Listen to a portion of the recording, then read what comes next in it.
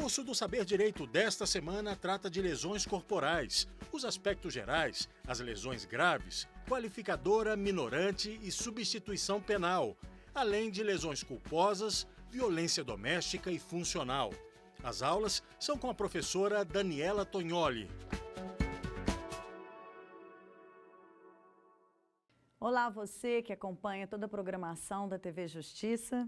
Estamos de volta com mais um Saber Direito, agora com a nossa aula 2, porque estamos estudando ao longo de toda essa semana o crime de lesões corporais. E nessa aula de hoje, tendo em vista que na aula passada nós já estudamos o caput do artigo com foco na lesão leve e alguns aspectos gerais, elementares, do crime, que vão sustentar as nossas reflexões e raciocínios a partir daqui.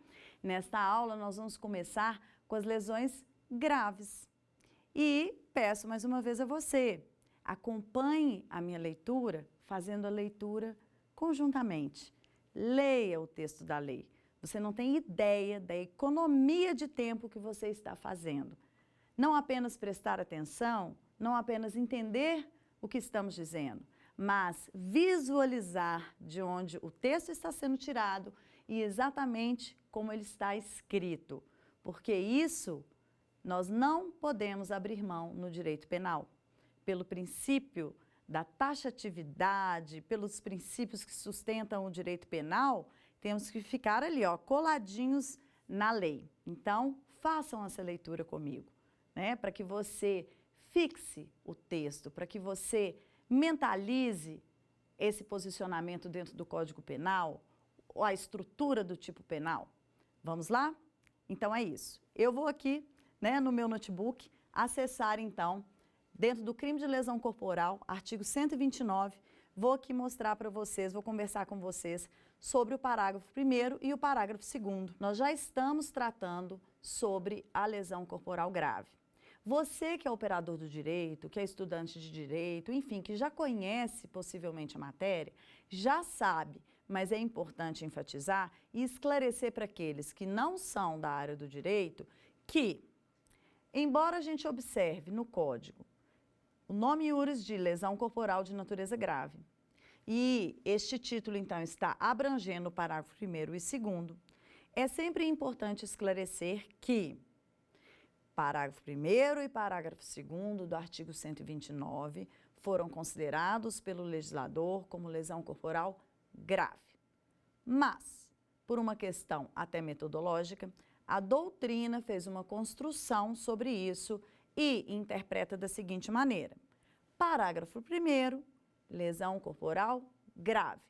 Parágrafo 2º, lesão corporal gravíssima. E até que isso realmente é muito inteligente, é muito interessante. Por quê? Ora, quando eu observo a pena, vejam lá, pena de reclusão de 1 a 5 anos no parágrafo 1º, eu, comparando ela então com a pena do parágrafo 2º, eu vou ter o quê? Que o parágrafo 2º me dá uma pena de reclusão de 2 a 8 anos.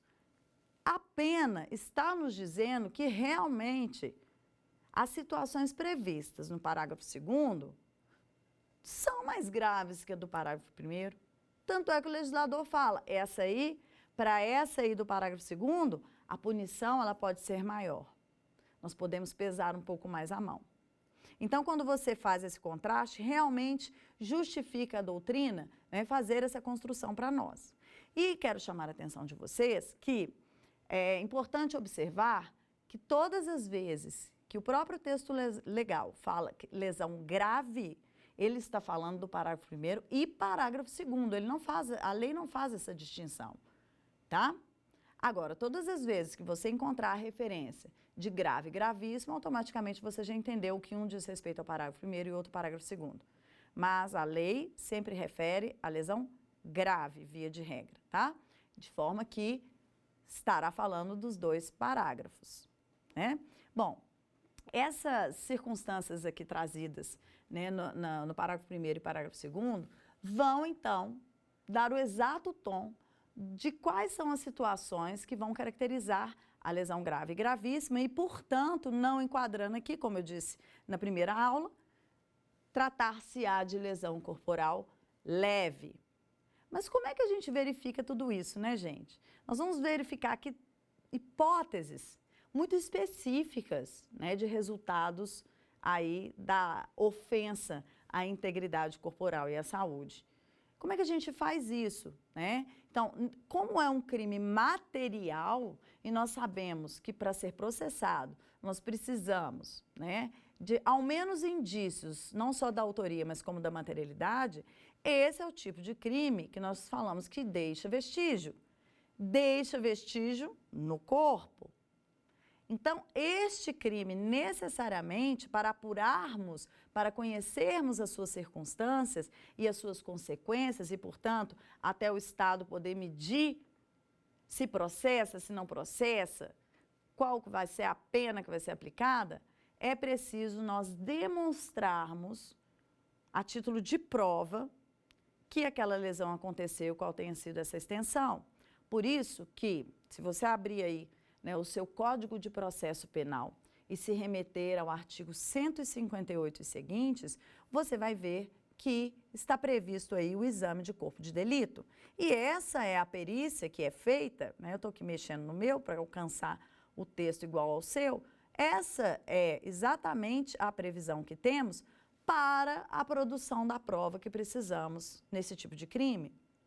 Então, todas as vezes que a infração deixar vestígio, verifique aí no seu artigo 158, né, será necessária a realização do exame de corpo de delito. E esse exame de corpo de delito, o corpo que sofreu o delito, ele é feito via de regra no IML. Por quê? Via de regra, tá? Sempre que tivermos o IML disponível, será feito lá, mas nem sempre temos. Então, muitas vezes, não temos o médico legista, que é o perito no direito penal, no processo penal, chamado de perito oficial, né? Aquele em que a Lei 12.030 veio especificar algumas circunstâncias aí dos peritos de natureza criminal de uma forma geral, né? Veio especificar algumas circunstâncias da sua atuação. Esse que presta concurso, nem sempre ele estará disponível para o Estado para produzir a sua prova. Mas o Estado é um dos maiores interessados na produção dessa prova, porque sem ela ele não processa. E como já estamos falando de lesão grave, já estamos falando de crimes que não precisam da representação da vítima. Ou seja, quando elas chegam ao conhecimento das autoridades, quando o resultado dessas lesões chega, caracterizando o crime, as autoridades, seja lá como elas vierem a tomar conhecimento disso, já devem tomar providência. E das primeiras providências é justamente mandar fazer o exame de corpo de delito. E naquelas localidades onde ele não existe, vai se ver ali o que pode ser feito. Se eu tenho um médico que não seja o legista, pode ser uma análise desse médico. Fato é que o que nós precisamos de verdade é fazer o registro, em primeiro lugar, e depois a constatação do que aquela lesão ali caracteriza. Então, para que isso aconteça, a autoridade mandará fazer o exame. Feito esse exame, se ele for feito imediatamente, melhor ainda. Nem sempre é possível. Nem sempre será possível. O que o médico legista precisa verificar nesse tipo de exame? Ele vai constatar a lesão e buscar elementos para seguramente responder a quesitos que são pré-formatados, que já são entregues para esses peritos, né, sem que a princípio possa sofrer alteração. Estou falando isso porque em 2008 o Código de Processo Penal sofreu uma alteração e antes que nós não tínhamos a figura dos assistentes técnicos, né, na atuação da perícia, acompanhando aí o interesse das partes, passou a existir. Mas é importante ressaltar para você, né, para que você tenha uma visão de como as coisas acontecem no campo real, é que esses assistentes, eles terão que ser primeiro autorizados pelo juiz e depois admitidos. O que vai acontecer, então, possivelmente, já depois de iniciada a ação penal, e esse primeiro instante do exame de corpo de delito, ele acontece como eu disse preferencialmente, tão logo a autoridade saiba do crime, manda fazer o exame de corpo de delito. E aí, se foi hoje, é hoje, se tem um dia, se tem 2, e até naqueles crimes que já decorreu um certo tempo. E muitas vezes as pessoas perguntam, mas aí desapareceu o vestígio? Que seja, até para constatar que desapareceu o vestígio. Esse tipo de crime exige essa verificação. Mas temos também que admitir que nem sempre é possível fazê-lo. Então, é por isso que o artigo 158 do Código de Processo Penal, ele fala em exame de corpo de delito direto e indireto. Por quê? O direto é aquele que eu faço no corpo.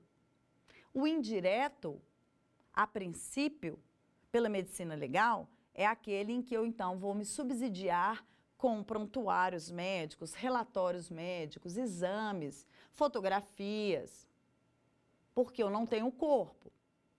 Então, é preciso fazer um estudo do que eu tenho registrado, por isso eu chamo a atenção da necessidade do registro, primeiramente. Registrar aquela lesão como ela está. E registrar de uma forma que a gente tenha certeza que aquela lesão está naquele corpo e que aquele corpo é o corpo daquela vítima. Porque senão, pode ser qualquer um, pode ser de qualquer pessoa, feita a qualquer tempo. Feito isso, então, nós ainda temos o exame de corpo de delito. Mas nós vamos ver que o próprio Código de Processo Penal prevê a possibilidade de terem desaparecido os vestígios já. Então, ele diz que, neste caso, uma prova testemunhal poderá supri-lo. Olha que coisa! A necessidade do Estado de garantir a produção da prova que ele precisa fez com que, para muitos, para a leitura de muitos, interpretam isso como uma ficção jurídica que deu a uma testemunha, a um depoimento testemunhal, o status de prova pericial. E se formos levar a cabo a leitura, né, do Código de Processo Penal, de fato nós poderemos entender isso sim. Porque lá está dito, no artigo 167, que o que acontece é que a testemunha vai suprir o exame de corpo de delito. Se levarmos com rigor a expressão do termo utilizado, esse suprimento é uma substituição. Bom, dizem então que, sob essa ótica, sob essa interpretação, este seria também um exame de corpo de delito indireto, aquele em que, a partir do testemunho, porque muitas vezes não adianta também só a testemunha dizer como estava o estado da vítima, qual era a aparência da lesão, como viu, de repente presenciou essa lesão sendo feita, né? Não adianta, é preciso ainda interpretar isso. É preciso saber de uma pessoa que tem o quê? O conhecimento e a autorização do Estado para dizer se aquilo caracteriza ou não. Então, ainda assim, terá que ser submetido ao médico legista ou a quem venha, conforme a sua capacidade, de preferência os médicos, substituir, no caso, o legista. Certo? E o que ele visa responder, então? Vou ler para vocês quais são os quesitos que são pré-fixados aqui, né, para que o perito, então, possa responder.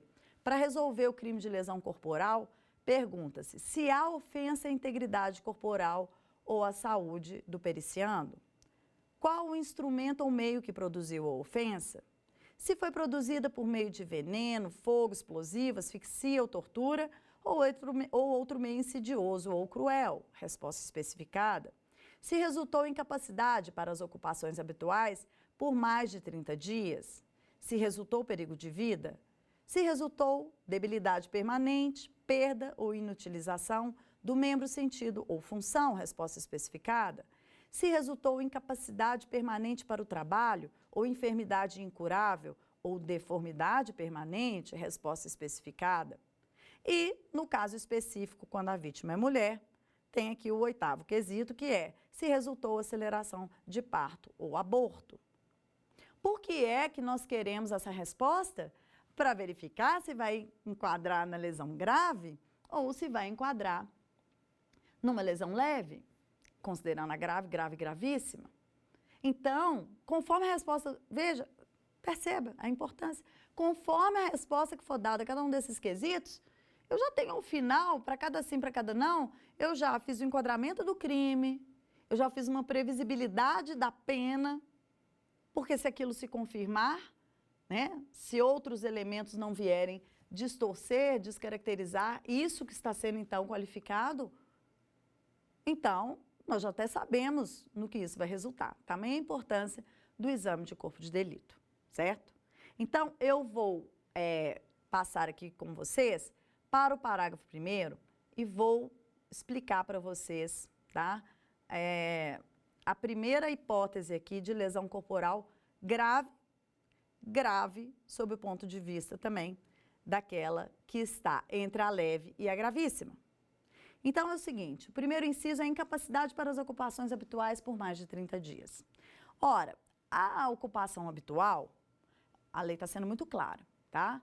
Normalmente as pessoas remetem a imaginação delas, né, para a questão do trabalho, das atividades que nos são obrigatórias. E, no entanto, não é sobre isso que o legislador está falando. Ele está dizendo, quando ele diz habitual, é o seguinte, que nível de prejuízo foi causado para esse organismo? Chega a ponto dessa pessoa nem poder fazer, nem poder praticar certos hábitos que ela tem? Por exemplo, você poderia pensar assim, eu não posso pentear o cabelo, escovar o dente, eu não posso comer sozinha. Que bobagem, tem alguém para fazer por você, não interessa. Porque a ótica, que a perspectiva não é da solução que eu dou para o meu problema. É o tamanho do problema que o outro me criou quando ele me causou a lesão.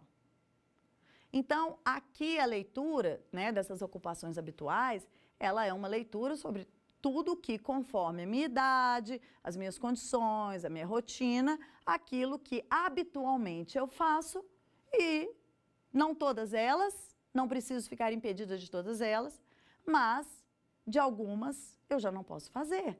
E isso é indiferente, seja o adulto, seja o idoso, seja a criança, todos podem vir a ser limitados nos seus hábitos por uma lesão. E é isso que o médico legista vai ter que analisar. Então, o artigo diz pra gente que você vai ficar inabilitado para as suas ocupações habituais por mais de 30 dias. Logo, é uma necessidade, mas veja, uma necessidade por quanto mais eu executar desta forma, melhor será a produção de prova, melhores serão os resultados processuais. Quanto antes eu fizer melhor, mas não significa que nós estamos prejudicados se demorar. Então, preferencialmente agora, a lesão aconteceu hoje, entre hoje e amanhã eu já estou lá no IML fazendo a constatação. E eu começo a contar 30 dias como prazo material, porque estamos falando de direito penal. Então, eu vou contar estes 30 dias do dia do crime. E, obviamente, se você foi ao IML, possivelmente você já saiu dali com a instrução de voltar no dia tal, que possivelmente, acreditamos, seja o 31º dia. Porque se você chegar lá no 31º e for constatado que aquela limitação permanece, está caracterizado, então, a lesão grave pela primeira hipótese trazida pelo parágrafo 1º. Contudo, pode acontecer dessa pessoa não voltar. Pode acontecer. Então ela não voltou, o problema é dela. Veja que nós estamos numa ação pública, incondicionada à representação. E se o impulso do Estado já foi dado para o andamento desta ação, não é assim que terminamos. Então, aquilo continuará mesmo sem esse exame complementar. E o próprio Código de Processo Penal vai de novo dizer que, na impossibilidade de fazermos esse exame complementar, ele também pode ser suprido por prova testemunhal. E é por isso que, eu vou até fazer uma observação aqui, agora nessa aula eu trouxe aqui para vocês o livro do César Roberto Bittencourt, Código Penal Comentado, gosto muito de códigos penais comentados, né? Para cada perfil haverá certamente uma obra que vai, aqui no caso, contemplar a sua necessidade. Normalmente os autores do direito penal, eles se preocupam em tanto nos proporcionar uma leitura, um estudo aprofundado, quanto nos proporcionar materiais como esse, em que nós podemos, depois que já entendemos bem a matéria do direito penal, né, de forma mais objetiva, refletir e buscar respostas, né, a partir dessas reflexões, para as questões que precisamos. Enfim, então, ele fala aqui, ó, nessa obra dele, que quando ele comenta, então, ele está comentando essa hipótese de lesão grave, então ele fala assim, o exame realizado antes do decurso do prazo de 30 dias é inidôneo. Assim como aquele que vier a ser realizado muito tempo depois de sua expiração. Somente não perderá a validade se permanecerem as circunstâncias que permitam apurar a incapacidade da vítima. Então, o que ele está querendo dizer é o seguinte, não adianta fazer antes de 30 dias, e não adianta mesmo, porque é uma questão objetiva, então eles vão perguntar o seguinte, com quantos dias você fez? Ah, eu fiz no 29º. Ah, mas dá para presumir, olha como eu estava no 29º dia, você acha que em 2 dias eu curei? Não interessa, eu preciso da constatação. Mas é o que eu disse sobre o registro. Então, quando ele fala, se não for feito, se demorar muito, mas é a questão do registro. Se você registrou, se você tem uma testemunha, veja que não importará quanto tempo decorreu, considerando mais de 30 dias. Por quê? Porque quando surgir a necessidade, e veja que o tempo processual é outro, né, gente? Então, realmente, o processo pode ter necessidade dessa constatação até muito tempo depois. Ele já deveria estar no processo, o exame complementar, mas eventualmente não está, seja lá por quê. Principalmente pelo fato de que a vítima não retornou, e seja lá pelo que ela não retornou. Mas, quando então, no andamento do processo, for possível constatar esses registros, o testemunho, fotografias, o parecer de um outro médico, isso terá uma validade que vai ser julgada pelo médico legista, é ele que vai julgar isso, né? E ele, então, vai poder afirmar ou não se está caracterizada a hipótese do inciso 1 do parágrafo 1º do artigo 129, porque tem a necessidade do exame complementar. Eu vou chamar um quiz para a gente diversificar aqui a nossa reflexão.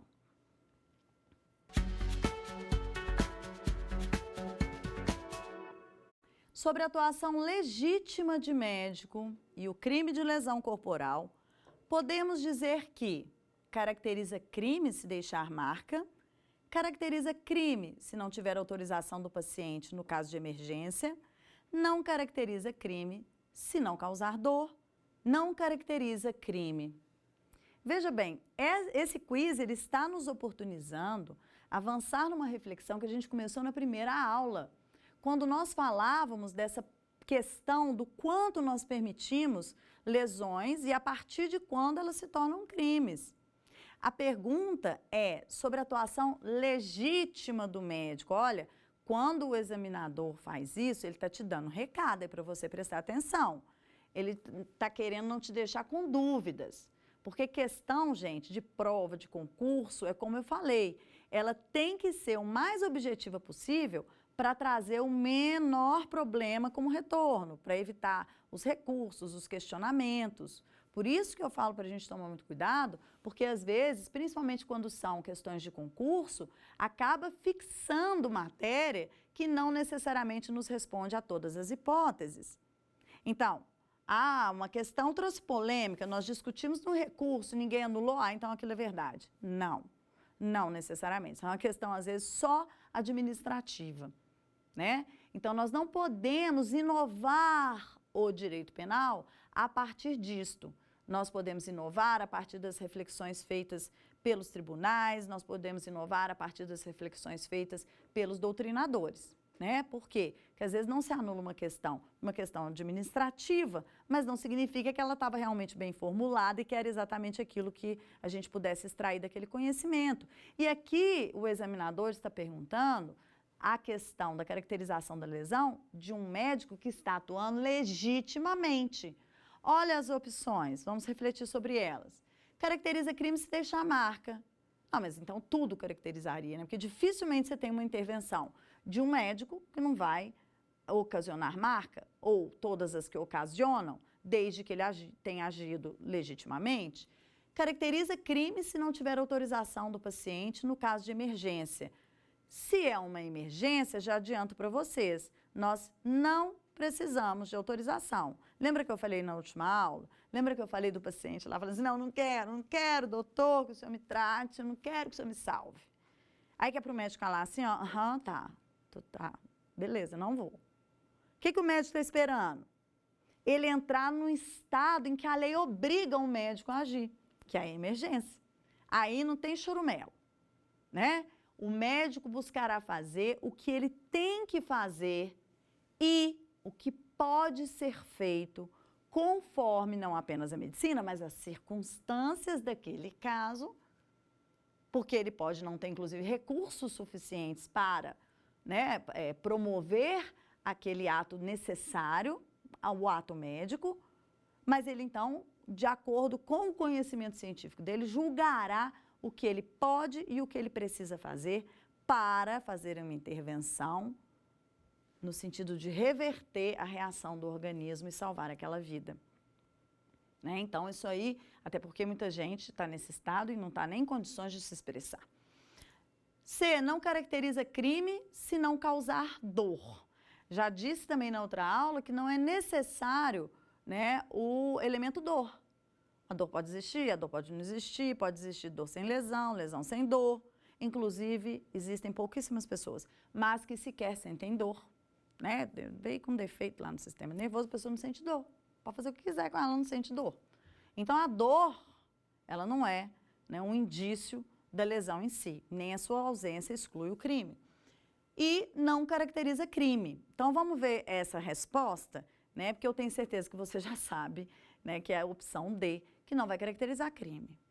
Só vamos começar a pensar em crime quando a expressão legítima começar a nos oportunizar um questionamento. Nós vamos observar a ação do profissional, vamos verificar o que a medicina, o que as regulamentações dizem e, enquanto ele estiver fazendo o que tem que ser feito, como deve ser feito, é legítimo. No instante em que observarmos, né, um distanciamento dessa atitude que lhe é imposta, que lhe é confiada, conforme a medicina e as normas, aí sim nós levantamos hipótese de crime. Então, continuando a nossa leitura aqui, né, no Código Penal, no parágrafo 1º, nós temos o inciso 2, que vai falar do perigo de vida. Esse perigo de vida, ele é um perigo que nós temos que medi-lo. Da mesma forma, como eu já mencionei, pelos mesmos meios de todas as lesões de natureza grave e gravíssima.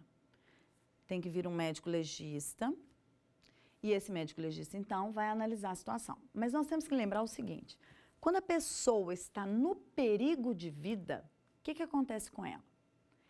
Possivelmente, se isso é recente, essa pessoa está hospitalizada, é o que acredita-se. Até porque se ela não tiver, como ela está sofrendo um perigo, um risco de morrer, talvez ela morra. Então, possivelmente, essa pessoa, ela está hospitalizada. Não necessariamente. Essa pessoa hospitalizada, ela está sendo tratada por um outro médico. E esse médico é que vai fazer a avaliação desse risco. Então, veja, não estou dizendo que o médico legista não possa ir até um estabelecimento hospitalar analisar a situação de uma pessoa que esteja ali como vítima de um crime. Mas estou dizendo que mesmo que ele vá pessoalmente, ele tem que passar necessariamente pelo médico para ouvir a opinião do médico. Sabe por quê? Porque tem algumas pessoas que acreditam que a posição do médico legista vai se sobrepor à análise do médico, quando, na verdade, se formos ser rigorosos com as normas, não. Até porque o próprio Código de Ética Médica, no artigo 11, que fala sobre auditoria e perícia, adverte os peritos de que eles não podem alterar, modificar e nem intervir nos procedimentos terapêuticos. Ele não pode interferir nessa propedêutica. Essa análise é do médico que está ali assistindo esse doente, esse paciente. Então, é importante chamar atenção para quem lida com direito penal na prática, tá? Porque isso você vai ver que ganha relevância na prática, que esse médico legista terá que, sim, sucumbir ali ao posicionamento do médico. Por quê, gente? Hoje, o médico entende que há um perigo de vida. Amanhã o sujeitinho está melhor. Olha que coisa boa. O paciente melhorou. Ótimo. Ah, mas melhorou muito rápido. Milagre. É um milagre, não importa. Quando ele faz o prognóstico dele de que esse sujeito está num risco de vida, ele faz isso dentro de um espírito de cautela. Ele não pode ficar esperando assim, vamos ver, deixa eu ver se eu estou certo. Porque ver se eu estou certo é esperar a pessoa morrer. É verdade, tá vendo? Ó, não falei que estava correndo risco de vida? Óbvio, o médico ele vai ter que tomar o cuidado conforme a resposta do organismo daquele paciente. Então, ele fará isso com vista em prevenir e tentar reverter esse quadro. E é no instante, é o que faz o médico decidir por isso que vai estabelecer o perigo de vida. Depois que passou, melhorou em um dia, melhorou em 2, acho que não era desse jeito não, acho que tinha um pouco de frescura. Isso não entra em hipótese, isso não entra em questão. O que importa é o que tinha naquele organismo que motivou o médico a agir daquela forma, buscando meios para reverter o quadro em razão de querer salvar a vida daquele paciente. E, obviamente, é médica a situação que vai levar o médico a decidir isso. São sinais vitais, é o comportamento do próprio organismo. Então, vejam bem, neste ponto aqui, para atingirmos a qualificação do parágrafo 1º, inciso 2, o perigo de vida, nós temos que constatar isso através do exame de corpo de delito, que analisará todo esse conjunto de informações trazidas pela situação médica deste paciente. E aí nós teremos, então, na sequência, a debilidade permanente de membro, sentido ou função. Vou te falar uma coisa. Quando você entender que você precisa fixar quais são essas hipóteses, faz assim, põe o parágrafo 1º de um lado, o parágrafo 2º do outro. Você vai ver que existe um paralelo, uma identidade entre as hipóteses, de forma que no parágrafo 2º, as hipóteses trabalhadas no parágrafo 1º estão mais graves. Então, é fácil, de certa forma, você fixar quais são as hipóteses aqui, né, de uma lesão grave e gravíssima. Então, continuando aqui no nosso parágrafo 1º, o próximo inciso vai trazer uma hipótese que nós temos que compreender bem, porque ela vai ter uma semelhança com o parágrafo 2º. E isso faz toda a diferença entre lesão grave e gravíssima. Está lá dito para a gente debilidade permanente de membro, sentido ou função. Essa debilidade é a identidade que deve existir entre a condição do membro, sentido ou função com aquilo que se presta o que estamos objetivando analisar no organismo daquele indivíduo. Quer dizer, entendemos por membro, tá? Braços, pernas, mãos e pés. Se a lesão é nos braços, pernas, mãos e pés, nós estamos falando de membros, então nós vamos verificar, ele está débil? Conseguiram perceber a debilidade? Eu tenho braços que se movimentam, que tem uma mão e que essa mão exerce inclusive funções, né? E de repente o braço está aqui, está lesionado e ele está debilitado. Essa é a primeira ideia aqui, né, do inciso trazido pelo parágrafo 1º. Depois nós temos os sentidos como os conhecemos: tato, audição, paladar, visão, olfato. Se a lesão prejudica esse funcionamento, esta função que nós temos, qualquer uma delas, então, se isso ficou debilitado, então nós temos uma questão aqui a ser analisada. E, por último, a função. A função, ela vai nos trazer uma questão pelo seguinte: quando eu mencionei a mão, por exemplo, eu falei que inclusive tem uma função. Nós temos a função de cada um dos órgãos, por exemplo, e nós temos funções como os dedos exercem funções, né? Nós temos funções que vão resultar de um funcionamento adequado do conjunto do meu organismo. Então, nós distinguimos dessa forma. Então, veja bem, sob o ponto de vista de órgãos, tá? Nós vamos considerar que todos estão internos e que é, portanto, preciso examiná-los, e nós teremos no nosso organismo uma questão, tanto nos membros quanto nos órgãos, em alguns, que é a duplicidade deles. E isso também é uma questão para nós. Então, eu falava para vocês do braço. Eu tenho dois braços, né? Então, se eu estou debilitada com este braço, eu já caracterizei essa lesão, certo? Então, a questão é, eu permaneço com os dois braços e estou debilitada com um deles. Se eu atinjo um órgão meu, vital, que fica debilitado, este órgão, na sua função, é a função que eu tenho que analisar. Está funcionando como deveria funcionar ou não? Da mesma forma, os sentidos que eu mencionei. Diferente do que nós vamos ver lá no parágrafo 2º, né? Eu vou até chamar aqui um paralelo aqui para vocês verem por que eu falo que só colocar um ao lado do outro. Você vai ter aí no parágrafo 2º, observe aí no seu código, no inciso 3, a perda ou inutilização do membro, sentido ou função. Então, uma coisa é ter um membro debilitado, outra coisa é perdê-lo, né? Então, nós, quando estivermos lá no parágrafo 2º, vamos fazer uma reflexão maior sobre as situações que são ocasionadas, né, por esse membro, sentido ou função que pode estar definitivamente inutilizado ou perdido em relação a essa debilidade permanente. Esse permanente aqui trazido pela lei, ele é o seguinte, é uma coisa que vai perdurar, não precisa ser eterna, é para sempre não.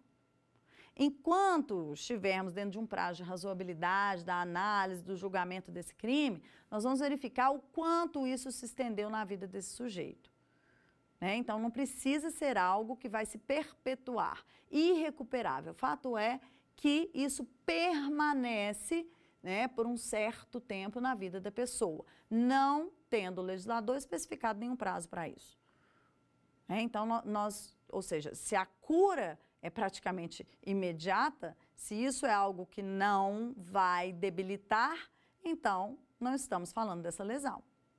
Se prolongar, não temos fixação de tempo, está caracterizada essa lesão. Vou chamar um quiz para a gente verificar aqui quais são as hipóteses trazidas para a gente.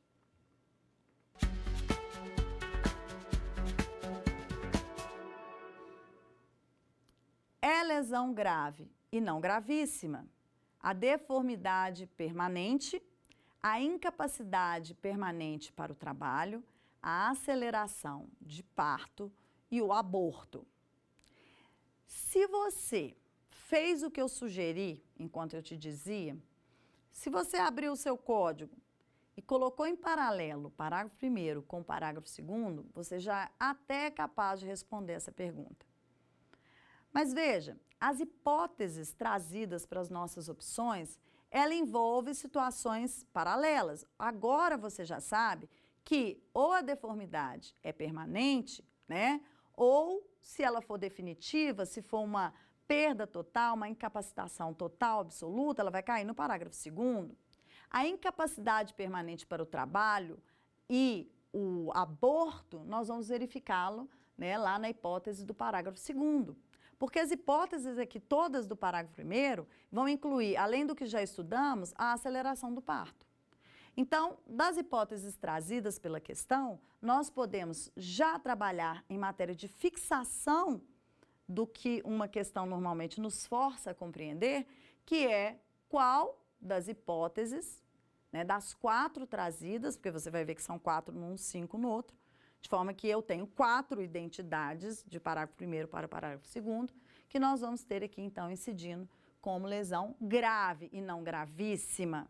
Né? Então, você veja aqui que ele está chamando a atenção, que ele quer a distinção entre os parágrafos. Vamos conhecer a resposta. A aceleração de parto é lesão grave e não gravíssima.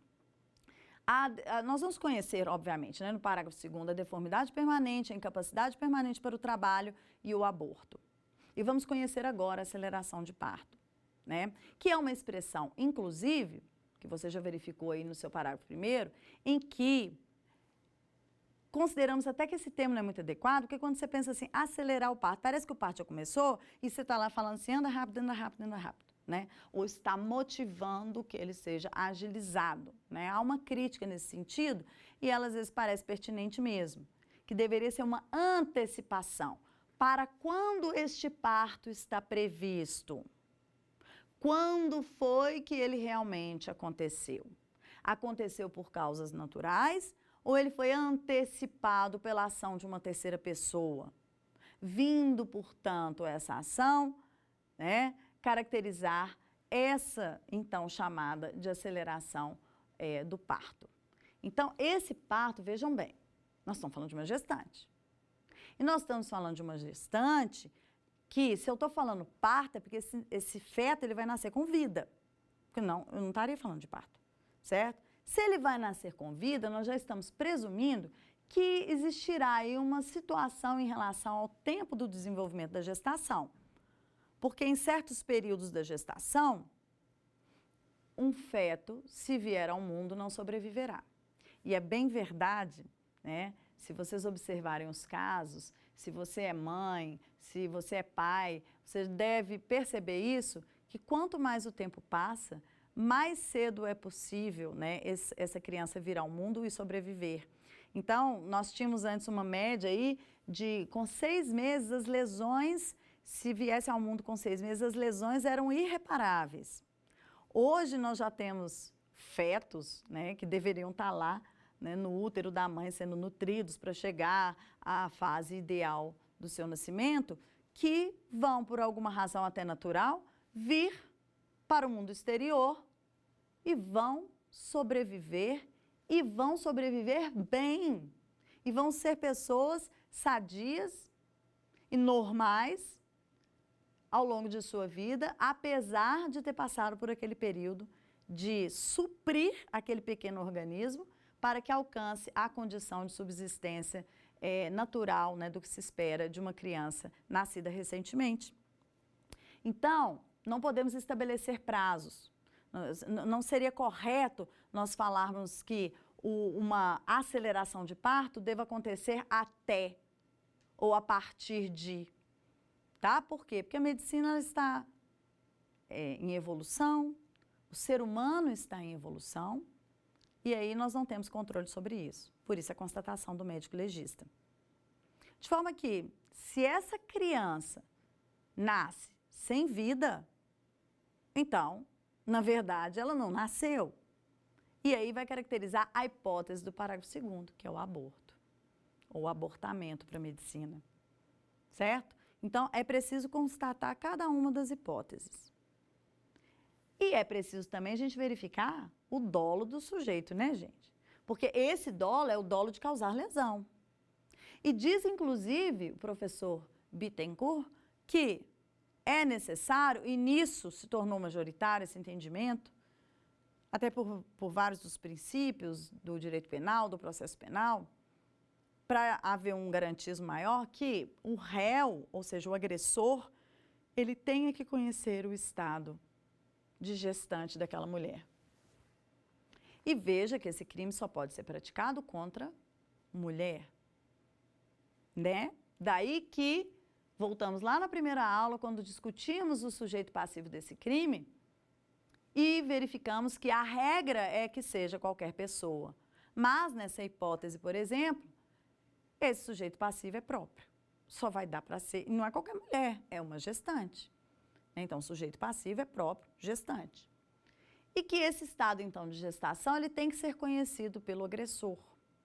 Mas a mim parece, reflexões, a mim parece que isso equivaleria praticamente ao dolo eventual. E aí não seria um dolo eventual do aborto? Por que eu estou querendo dizer isso? Gente, pessoa que causa lesão corporal, sabendo que a mulher está gestante, até por uma questão cultural, né? Você já conta com a vulnerabilidade dessa mulher em termos da condição do estado dela. Que a saúde dela própria não sofra nada, mas sabemos que a gestação, um dos um dos ou o mais importante risco de uma gestação é não conseguir chegar até o final dela, não é verdade? Então, se eu não consigo chegar até o final, essa probabilidade existe, é o cuidado que temos com a gestante, eu penso que o sujeito que sabe que a mulher está grávida, entendeu? E ainda assim, vai lá causar lesão, né, gente? Porque dificilmente é assim, que uma lesão, não é. A realidade nos mostra outra coisa. Estamos falando de lesão dolosa. Ah, eu tenho a pretensão, eu quero causar uma lesão, aí eu vou uma lesão? Não. Normalmente isso vem de algum tipo de agressão, de uma situação que está acontecendo ali entre agressor e vítima. Dificilmente, né? É algo medido. Não é algo medido? Então, a pessoa que tem um rompante de partir para cima da gestante, eu penso que ele sabe que ela é gestante, ele já está lá no inconsciente dele que seja, falando assim, esse negócio não vai prestar, a moça está grávida. Logo, todo mundo entende, né? A consequência pode ser perder o bebê. Então, eu penso diferente, pensando por esse aspecto, mas entenda, majoritariamente exige-se que ele tenha conhecimento, que esse agressor tenha conhecimento desta condição, então, sustentada pela mulher, que é o estado gestacional, certo? Então, vamos dar uma olhadinha aqui, o que vai nos provocar o próximo quiz.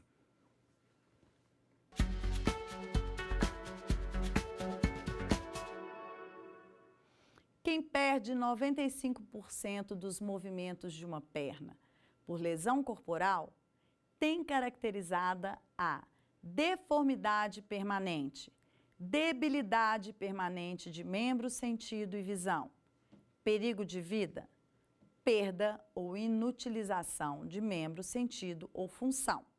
Vamos ver a resposta. E a partir da resposta, a gente faz os comentários. Perda ou inutilização de membro, sentido ou função. Quer dizer, é interessante observar como o examinador coloca a questão dos 95%, né, gente? Porque, na verdade, assim, essa medição dessa condição deste membro, sentido ou função, ele até existe em algumas hipóteses, e obviamente tem que ser avaliado pelo médico legista, mas para nós, né, para a nossa percepção, nós já entendemos que é quase totalmente, mas não absolutamente. Mas o que é 95% no nosso organismo, né? Como é que eu julgo isso, tá? Mas o que a questão está propondo para nós é que já foi constatado. Perdeu 95% dos movimentos de uma perna. Quer dizer, então, que esta perna, ela ficou inutilizada. Eu não perdi a perna está aqui. Mas ela ficou inutilizada. E qual a diferença para a debilidade permanente de membro, sentido e visão?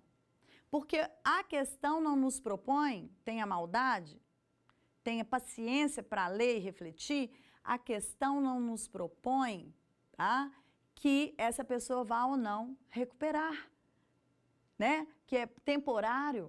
Então, ele diz que perdeu 95% desses movimentos. Então, ela se tornou uma perna inútil. Eu não sei expressar para você o que significa os 95%. Né? Eu sei que 100% é poder caminhar, né? É poder sustentar o peso do próprio corpo, entre outros tantos, né, movimentos que podemos fazer e outras tantas coisas que podemos fazer com as duas pernas funcionando bem. Tá certo? Então, agora, até porque fomos muito bem provocados, né, temos necessidade de conhecer as hipóteses do parágrafo 2º, que, veja aí no seu código, diferente do parágrafo 1º, vai trazer 5 hipóteses para nós. Mas, como eu disse, das quais hipóteses, né, nós vamos manter 4 em paralelo com o parágrafo 1º, tá? Muito bem. Parágrafo 2º, se resulta incapacidade permanente para o trabalho, vou até antecipar aqui a leitura total desse parágrafo, para a gente poder, então, voltar ponto a ponto. A enfermidade incurável, a perda ou inutilização de membro, sentido ou função, a deformidade permanente e o aborto, pena reclusão de 2 a 8 anos, nos demonstrando aí que ela é a gravíssima.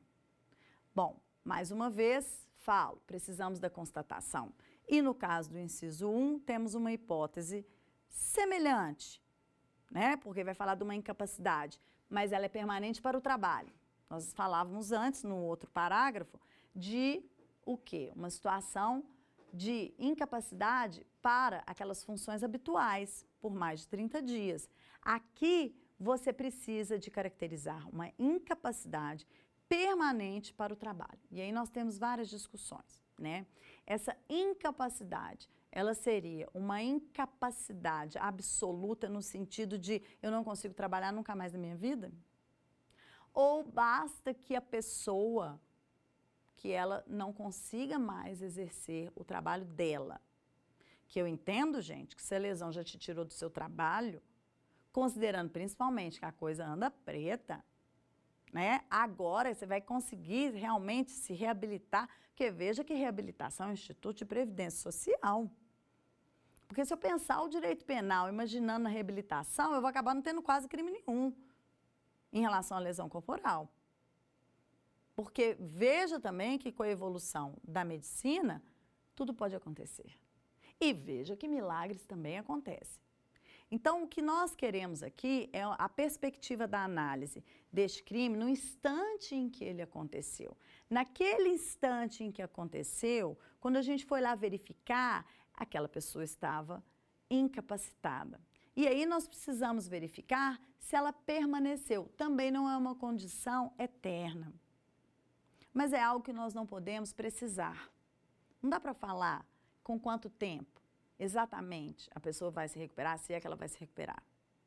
Então, aqui cria uma perspectiva tanto de ser algo que nunca mais, né, do qual nunca mais a pessoa se recupere, ou, conforme o caso, né, que essa pessoa, então, em algum momento volte a poder exercer aquela atividade do trabalho. E aqui fala do trabalho.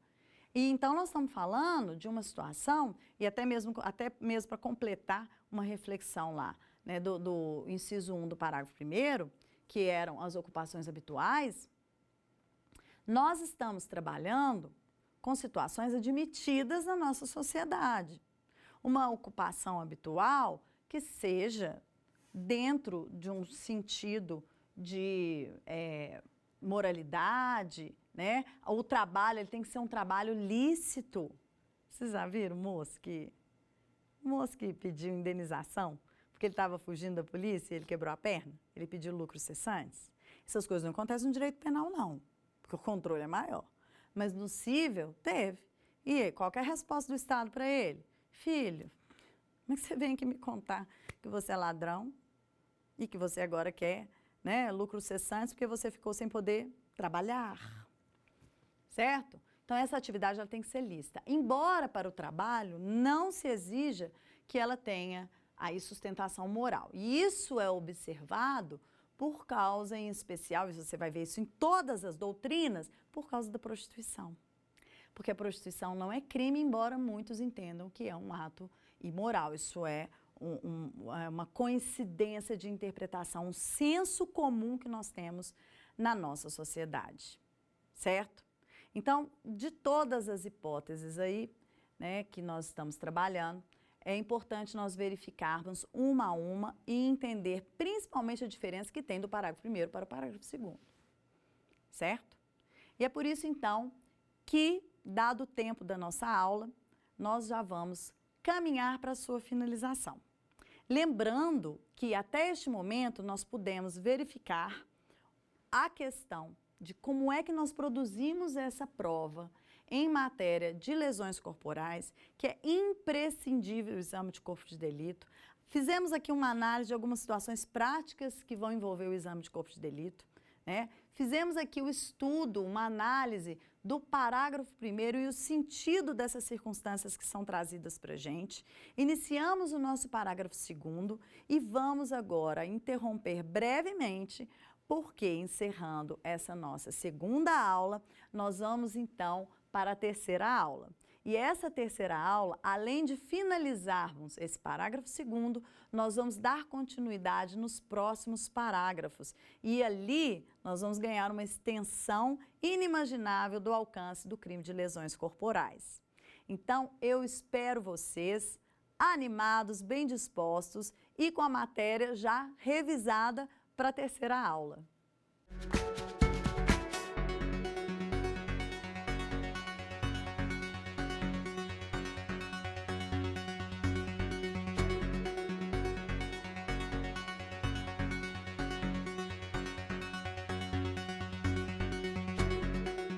Quer dar uma sugestão de tema para os cursos do Saber Direito?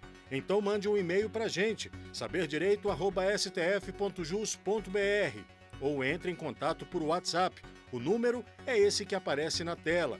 Você também pode acompanhar as aulas pela internet. Acesse tvjustiça.jus.br ou o nosso canal no YouTube, TV Justiça Oficial.